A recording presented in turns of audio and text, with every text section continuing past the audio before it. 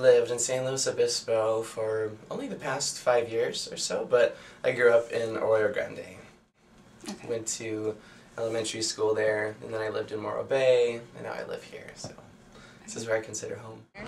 I've been here at Cal Poly for 3 years now, and I was at Cuesta for 2 years before that. Hometown is Riverside, California, down south of here. I was originally, actually, until I was 7, I lived in Felton, which is a small town in the Santa Cruz Mountains, so a really small town. It was fun to be when I was a kid, but I'm glad that I in San Jose for my teenage. Yeah, so I lived there, and then I came here for college, but I will say part of my decision-making process was that I really, really liked San Luis Obispo in general. So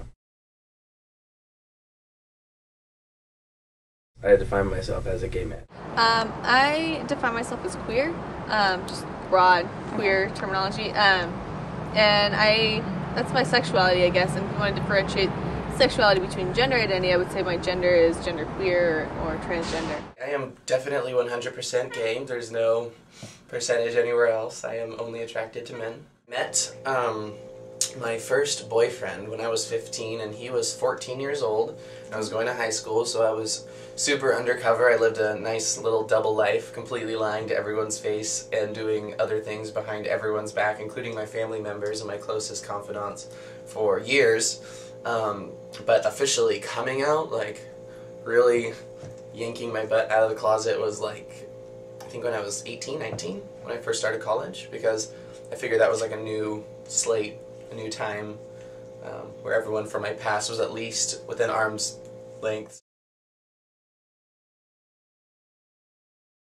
We're not, as progressive or as liberal as, San Francisco Bay, but it's not as bad as like when I go home to, Orange County or Riverside or any of those places either. I don't censor myself anywhere I go. I'm always who I am, and I work downtown at Native, and I'm an event coordinator there, so I am very accepted there. In fact, all of my coworkers are my male coworkers who are all, they've been Cal Poly football players, Cal Poly wrestlers, some of your stereotypical jock kind of guys. They ask me for dating advice, like they are so open with me and they're totally cool, but that is from my perspective, and like I'm somebody who I will go out and I will talk to anyone if they have any questions whatsoever about me and my sexuality.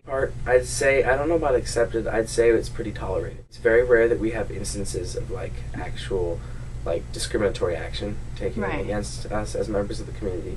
And we also have a surprisingly large and very supportive community, a gay community in San Luis Obispo. I think overall we're accepted, or I feel that I make myself, I push myself out there to be accepted. I don't take anything from anyone, and so I think that makes it easier for me because I just don't take it. And so if anyone's being rude, I won't go there anymore. It's hard though in this community for some people, and that I've definitely heard stories of people not being accepted here. But then on the flip side, we have Angela Kramer, as a queer ASI president.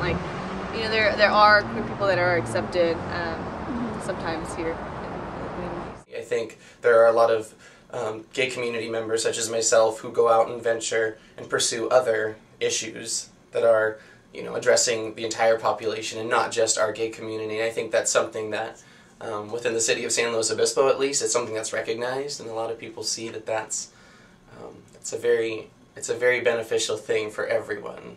It proves a stereotype wrong, that the gay community is only concerned about themselves. We are community members and we are concerned about everyone else too. And so I think that's been huge on our behalf, but on everyone else's behalf, they've taken great steps too, and including us in a lot of these, large scale, not just events, but, decision-making processes that affect the entire community and not just particular groups. I think there is generally a good environment for queer people to be open.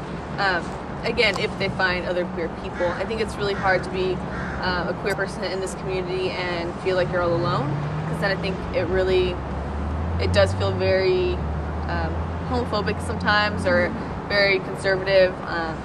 But I think as soon as you find your little pockets and groups of people that are accepting and that are also dealing with the same things, I think that in general the LGBT community feels more comfortable when they find other LGBT members.